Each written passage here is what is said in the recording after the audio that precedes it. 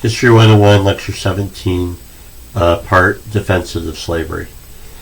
When you study American history, we study American history in the colonial America and then early national America. We want to look at what were some justifications for using unfree labor in the United States. When we get started with the 1600s, the beginning of colonial America, Jamestown, Plymouth, Massachusetts Bay, the first defense of slavery that we see in the 1600s is this idea of labor. And kind of going back to what I said in actually the last video about slavery in general. Why did slavery start, Mr. Bills? And as I said, slavery, unfree labor developed right along with the development of agriculture, meaning nearly the second that human beings found out that farming was hard, they wanted somebody else to do it. Okay? And so the first justification for slavery we see in colonial America in the 1600s is we need the labor. Agriculture is hard. Farm work is hard. Especially tobacco and cotton. Tobacco and cotton harvesting are labor intensive. So is sugar. Why do you have slavery in Brazil and the Caribbean with sugar plantations? Those are labor intensive crops. Tobacco, sugar, and cotton. There are lots of labor involved in harvesting and planting and harvesting them. And so this first justification is labor. You need the labor, and you don't want to do it yourself. And so, anciently, when you study slavery throughout history, the losers in a war do the farm work for the winners. Okay, and so, and when you studied Lecture 3, when we looked at colonial America, you see several different attempts to look at unfree labor, right? There is some attempt to enslave Native Americans. You have European English, and you have English, not just English, Irish, European. You have European indentured servants. You have African indentured servants as well. So you have indentured servitude, and then as indentured servitude dies out, you see colonial America turning to African slavery.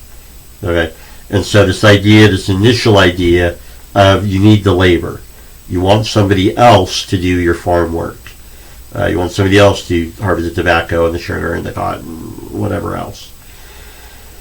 In the 1700s, we see a new idea, an old idea with a twist. This idea of natural slavery. Why are African slaves? We see this idea of natural slavery. Natural slavery is an ancient Greek idea. As we probably know from popular history, the ancient Greeks, thought a lot, sat around and thought a lot.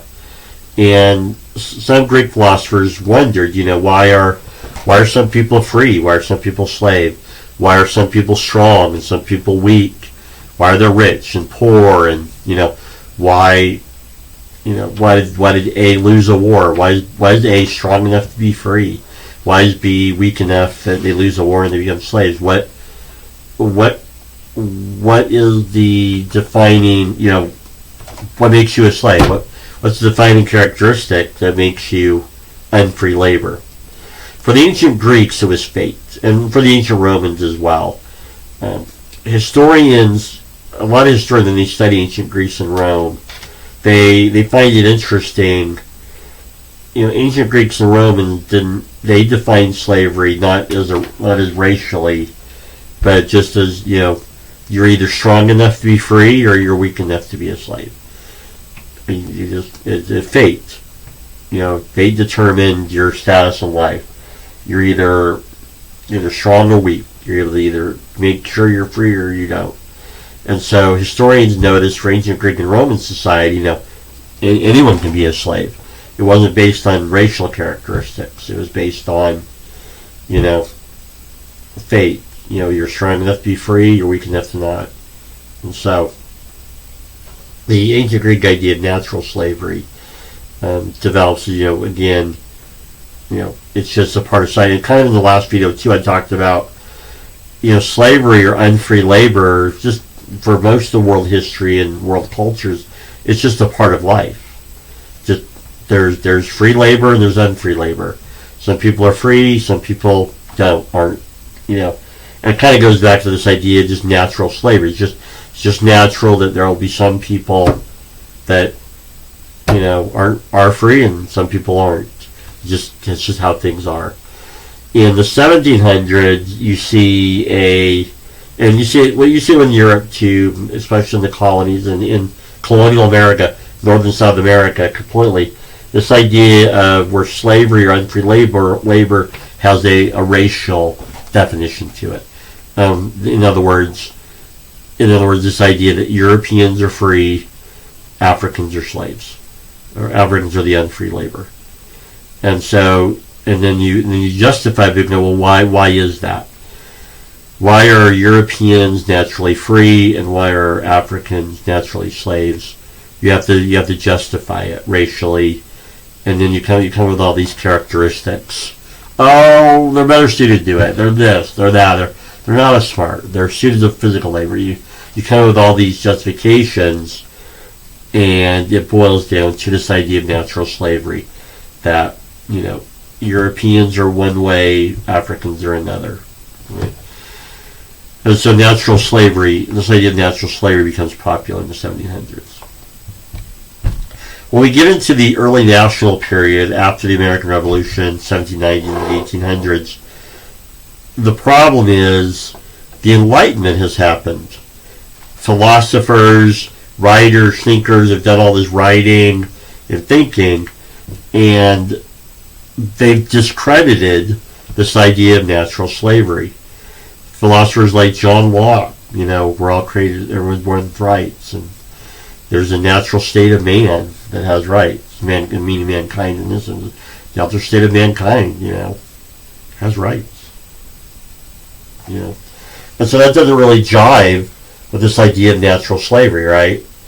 You can't, if all men are created equal, like John Locke said, and we're all created with rights, and man and nature.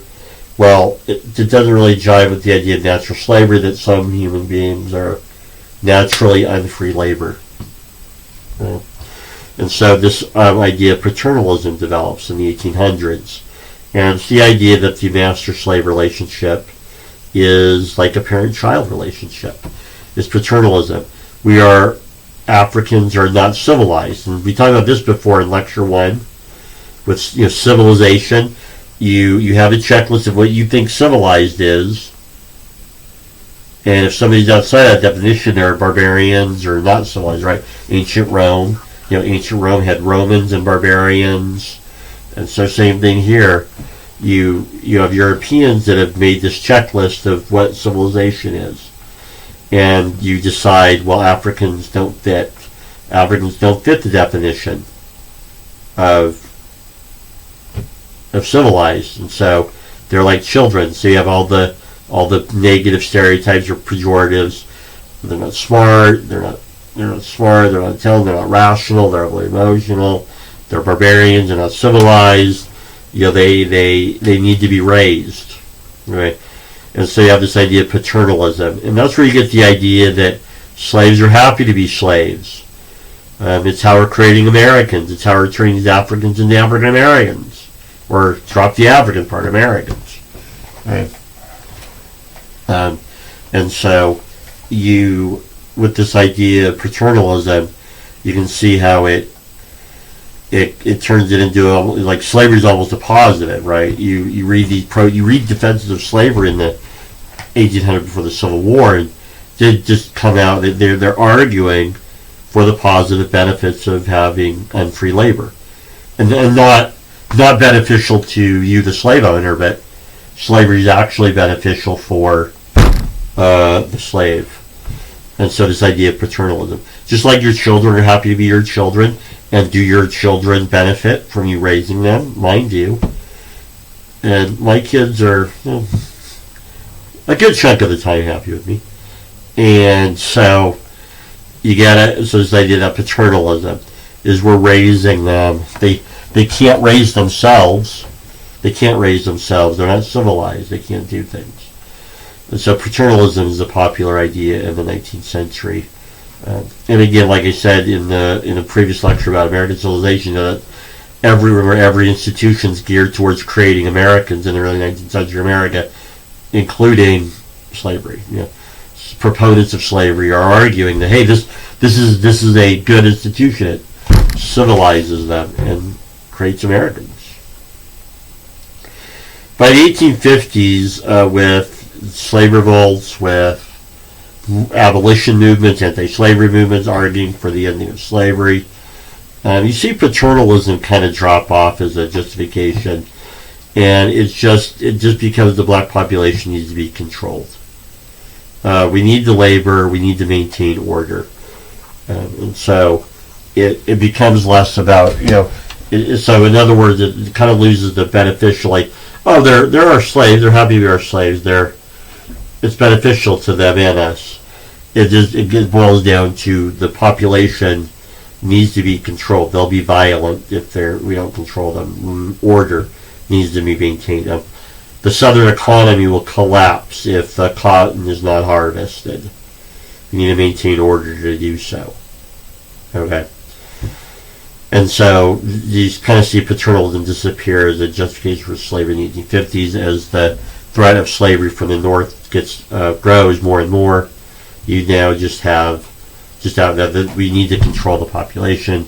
It's the labor. There are labor. They need to harvest the cotton.